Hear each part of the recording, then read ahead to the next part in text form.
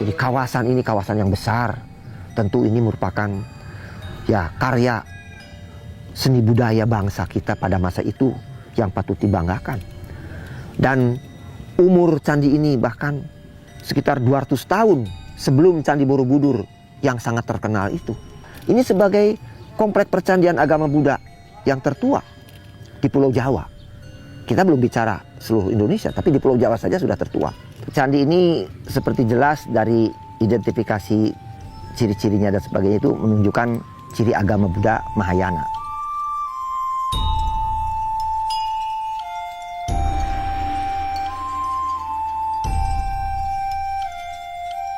Ya, ini adalah Candi Jiwa atau yang sering juga disebut dengan Candi Segaran 1, yaitu salah satu dari percandian yang ada di Kompleks Percandian Batu Jaya, Karawang, Jawa Barat ini.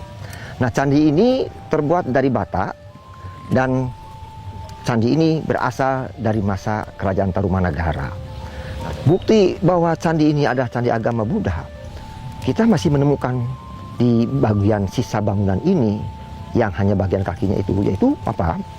Di semua sisi-sisi, di keempat sisi kaki bangunan itu tidak ditemukan tangga naik yang biasanya terdapat pada candi-candi.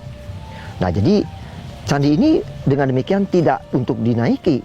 Artinya orang tidak bisa naik ke atas karena memang tidak ada tangga naiknya. Nah, itulah satu ciri candi agama Buddha, yaitu karena bangunannya itulah berbentuk stupa.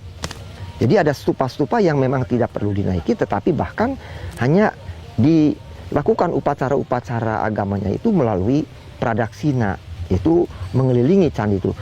Nah, memang ini terbukti ketika penggalian halaman candi ini pada masa-masa kemudiannya, itu ditemukan di bagian luar dinding kaki candi ini, di keempat sisinya ditemukan suatu bangunan atau struktur yang merupakan jalan yang mengelilingi bangunan candinya itu, yaitu yang disebut Pradakshinapata yang seperti ini.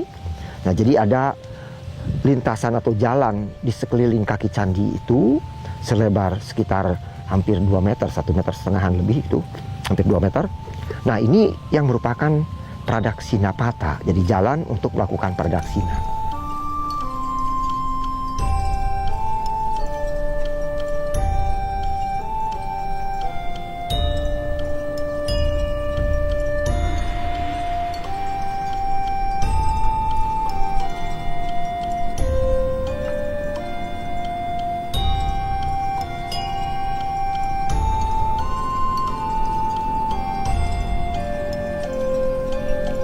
Ya, inilah candi yang disebut Candi Blandongan atau Candi Segaran 5, karena dalam urutan candi yang ada di desa Segaran ini yang kelima, jadi dinamakan juga Candi Segaran 5. Candi ini semula berbentuk unur dan setelah digali nampak adanya suatu bangunan yang lebih besar dari Candi Jiwa tadi.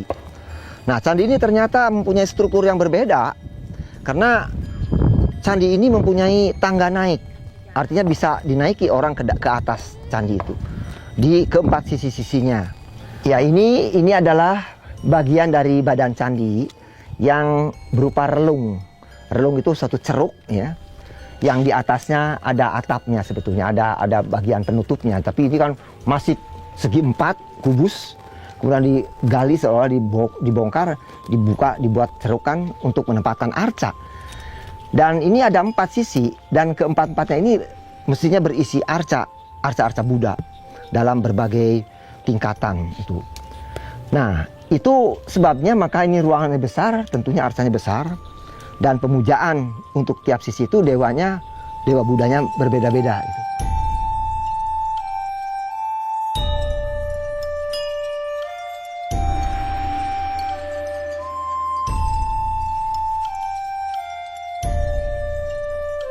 Candi-candi ini merupakan tempat upacara-upacara agama, ya, tempat ritual pemujaan kepada Sang Buddha utamanya. Sehingga, nah, karena di dalam agama Buddha sendiri itu ada tingkat-tingkat kebudayaan, ada Buddha masa lalu, Buddha masa kini, Buddha masa datang. Maka pada masa kini inilah manusia hidup, terutama para umat Buddha itu diarahkan untuk mencapai kesempurnaan di dalam kehidupan yang datangnya.